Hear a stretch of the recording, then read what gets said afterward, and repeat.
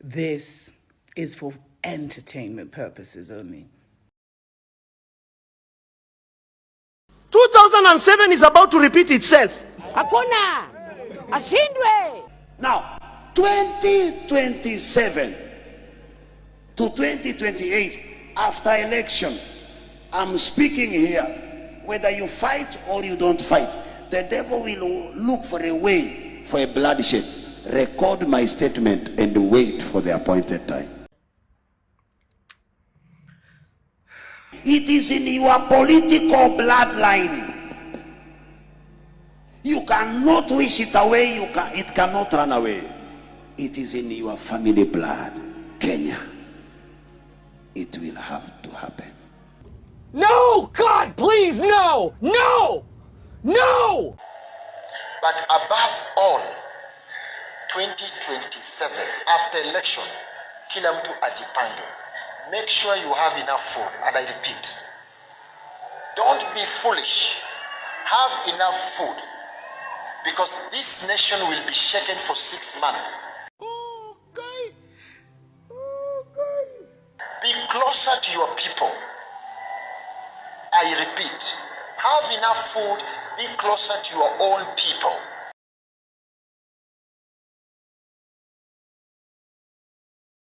This nation is remaining with only one person who is a peacekeeper. Only one man. Raila is gone. The only person remaining who is a peacekeeper is Uhuru Kenyatta. But if he will be overwhelmed, then you are doomed. The kind of politicians who are grouping themselves, they don't understand the language of peace. Mtu kama huyo apigwe risasi miguu, aende hospitali, akienda kotini. Tumeambia polisi, mtu yoyote mwenye atakaribia police station, piga yeye risasi. Mimi nataka niseme na nishukuru Rais William Samoei Ruto. Wakati jana umesema shoot but do not kill. I want to repeat it here. In fact, shoot and kill. As long as they don't shoot people in the legs. No, I think shooting in the leg is not shooting. It's called immobilizing. So at one point, police to shoot protesters in the legs. Surely live fire is not something that should be used in protest. Do you regret those comments? I don't regret those comments at all. Kwa nini Mungu unatupatia punishment? Sisi hatuna nguvu. Sisi hatuna nguvu yoyote. They are fighters. They believe in the principle of arena. The strongest to rule. There is only one son left in this country. An element of peace that you people have is only one, and that is Uhuru Kenyatta. Listen to me. 2027, go and vote. But hear me, even before you vote or you don't vote or you vote, determinations shall be made already. And the outcome, get ready to collect the bodies of your sons and daughters in the streets.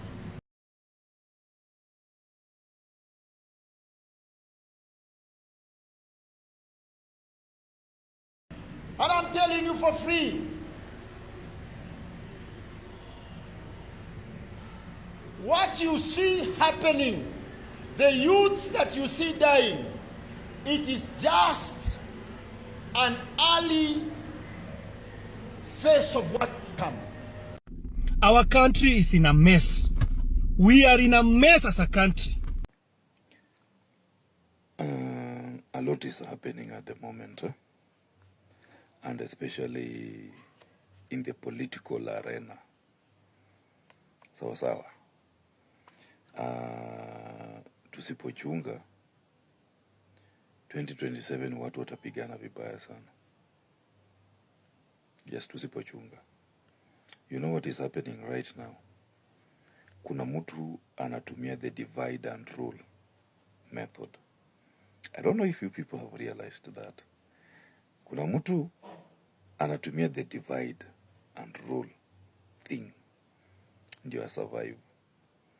But we are not seeing it, or majority of Kenyans are not seeing it. Huyo mtu anajifanya si mkabila and is the person who is most tribal. Wachana na Rigathi. Kuna mtu sitataja jina because sitaki mambo mingi. Kuna mtu, huyo mtu he is the most tribal person. Nasikia? He is the most tribal person, and I know most of the people know him, and watu wenye wanamjua vizuri sana ni millennials. Watu wenye wali witness vita ya 2007, post election violence ya 2007, wanajua huyo mtu ni nani. That person is the most tribal person. Na huyo mtu ndio anakuunganisha hii inchi. Ashaanza kutumia the divide and rule. If you've been so careful, and if you've been seeing things or watching things that are happening on the social media, utajua. You will know this. Number one, saa hizi kuna ka rift between the Gen Zs and the millennials. Mtu mwenye wanataka kusupport. There is that ka argument. Wanapigana online. Saa hizi pia ukiangalia number two, kuna hii vitu ya tribe.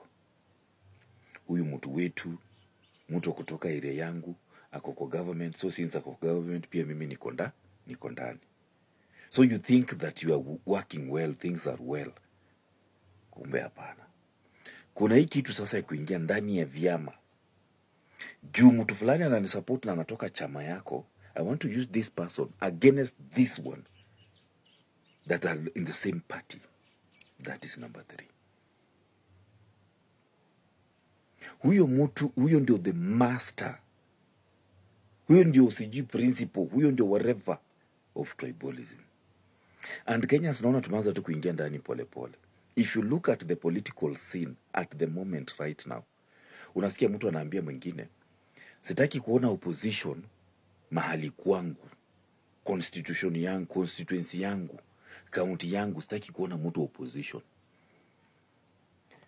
DCI is not summoning this person.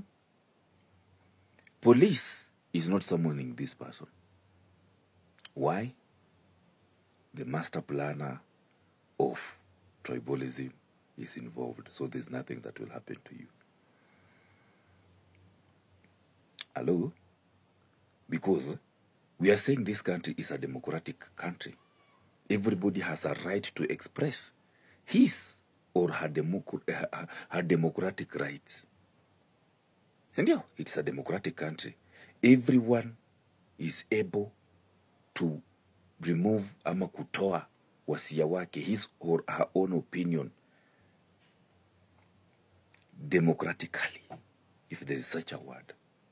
But the moment mtu mwingine anaanza kutoa opinion yake, mambo yake, side yake, mahali penye anataka kupiga kura, mahali penye anataka kusupport, inaleta shida.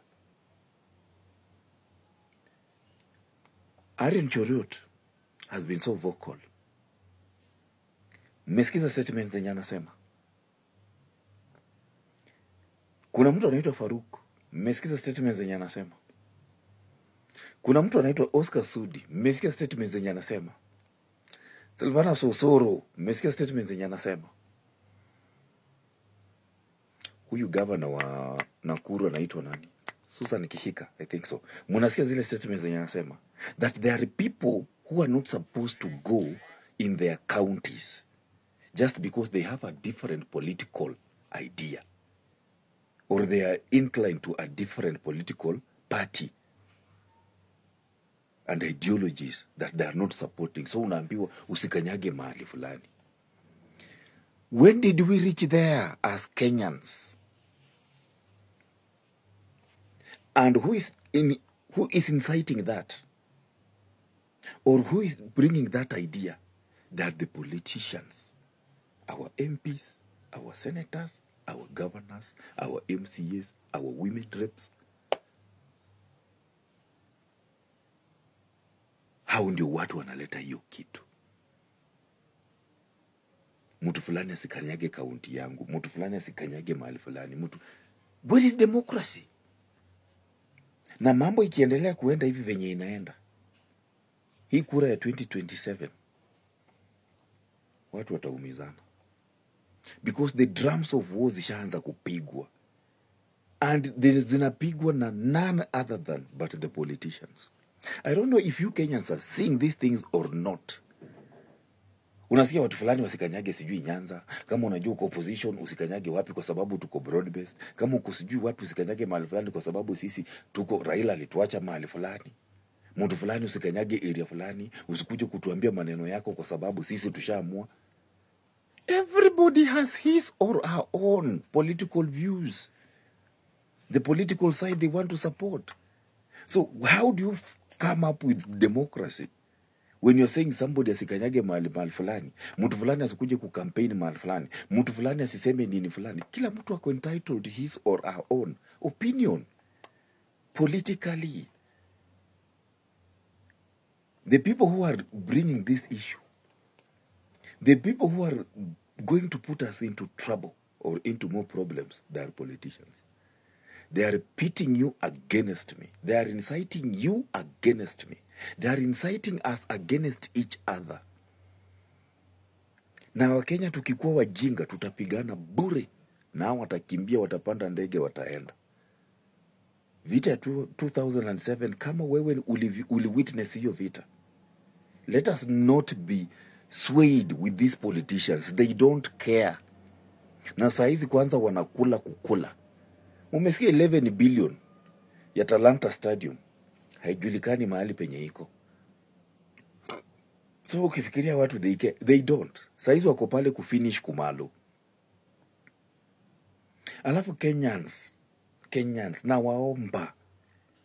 Hii pressure nya politicians wanatupatia. Wanaingia katikati yetu. They are pitting us against each other. They are inciting us against each other. We need to detest from that. We need to walk away from that mindset. Because if not, 2027 watu wataumia. Na polisi inafaa waingie kati. These people, these politicians, wenye wanaleta incitement, wenye wanaleta mambo ya kugawanisha Wakenya along the tribal lines, they need to be arrested. Wanafaa tu washikwe. But polisi nao wamefanya nini? Wamenyamaza. Wametulia.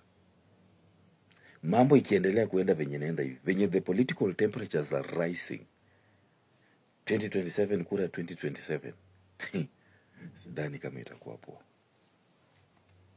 The way the political temperatures are rising hivi, watu wanaenda mahali wanapigwa tear gas, watu wanaenda mahali wanapigwa watu wanaenda mahali wanapata polisi na goons they are together. Wanadisperse, wanawapiga vita. Wanapasua magari zao just because they have a different political agenda or a political idea. Hakutakuwa kuzuri. Hakutakuwa kuzuri. Those people need to be stopped. They need to be arrested. Wapelekwe kotini. Waseme, why are they doing that? Because this country is a democratic country. So you cannot say it's a democratic country and you don't want the other people to express their democracy or their democratic right. It's not good. But nimewaambia, master of these things ako pale na yeye ndio ana ringleader wa hizi vitu na mnamjua. Be careful of what you do around. Tafadhali Kenyans, let us protect one another. Tusipigane wenyewe kwa wenyewe. Hii ni upuzi.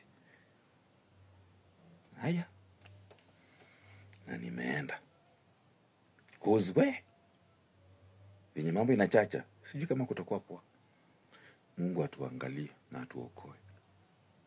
Ruto ailing with the plague number 9 from the Lord. That this plague is a plague from God, and Ruto will be plagued.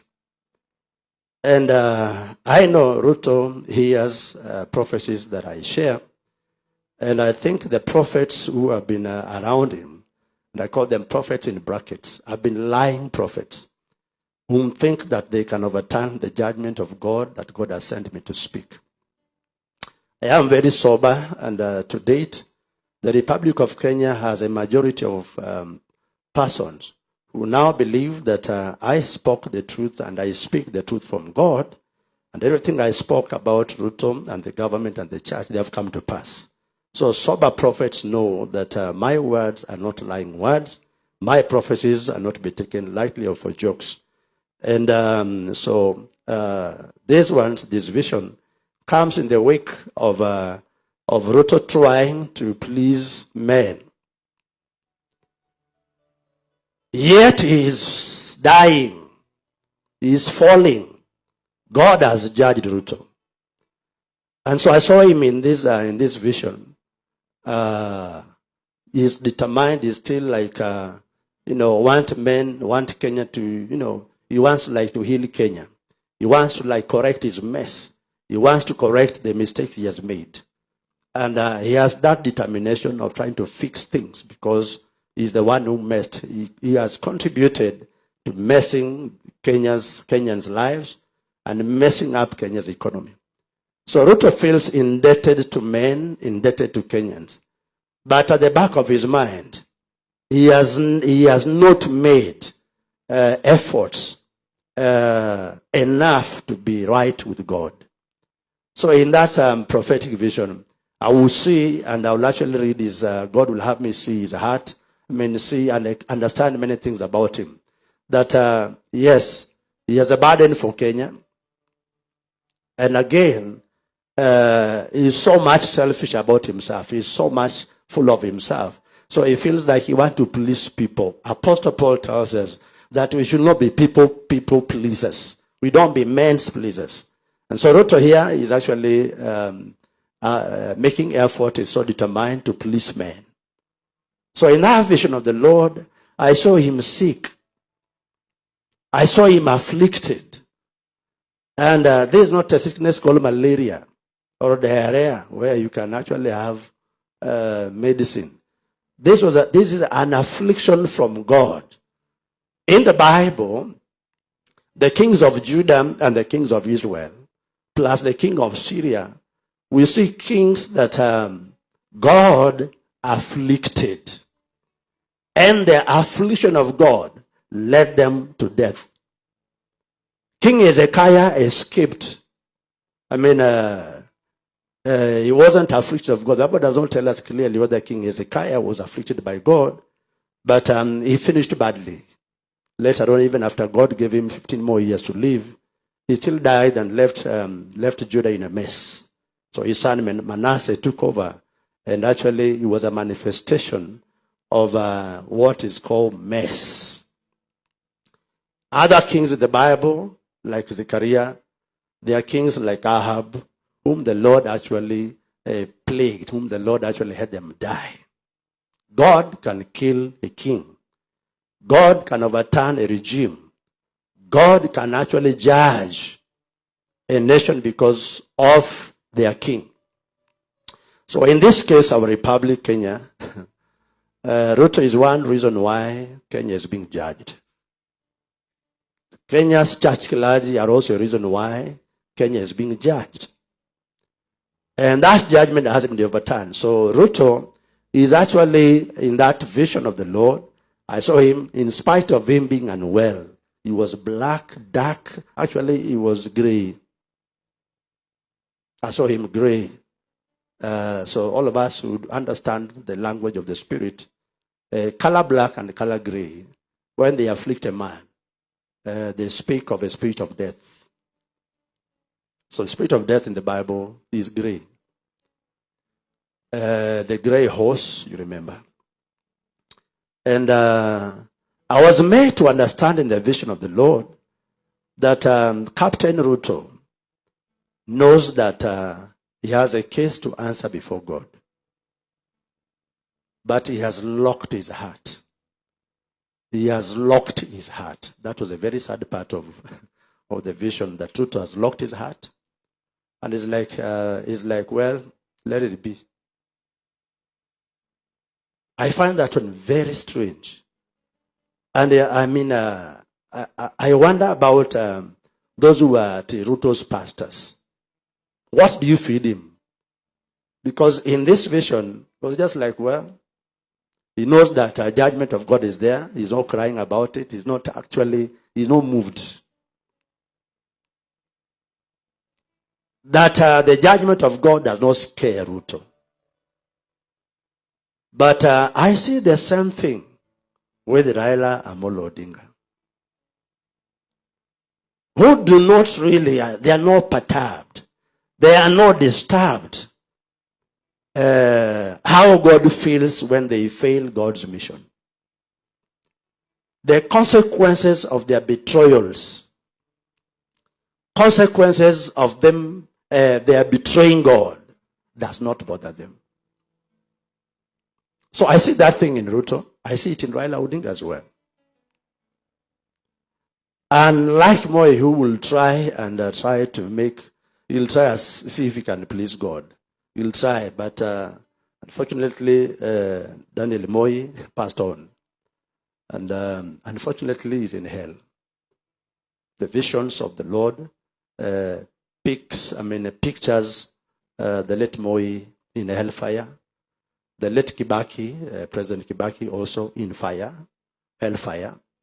Then the vision of the Lord also depicts and pictures Jomo Kenyatta, also in hell.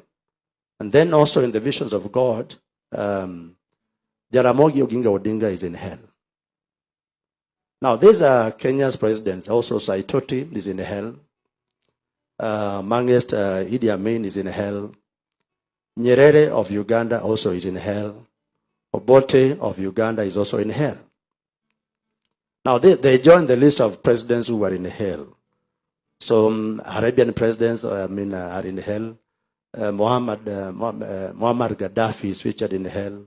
Osama bin Laden is also featured in hell. And that is very sad. When we see how Syria's president lives. And him, actually, I've not seen anything about him yet. But he's a wicked one. And so today, both Uhuru and Ruto have not made amends of their lives. So it's very sad that Raila Odinga is a prince, because currently Raila Odinga is the one holding anointing that Ruto should use. And Uhuru also is holding on anointing that actually should benefit Ruto. Yet, all of them, they have not made an effort to please God. So Kenya is in a bad place. Kenya is in bad books. And unfortunately, those who are so-called super clergy, they have never convinced God about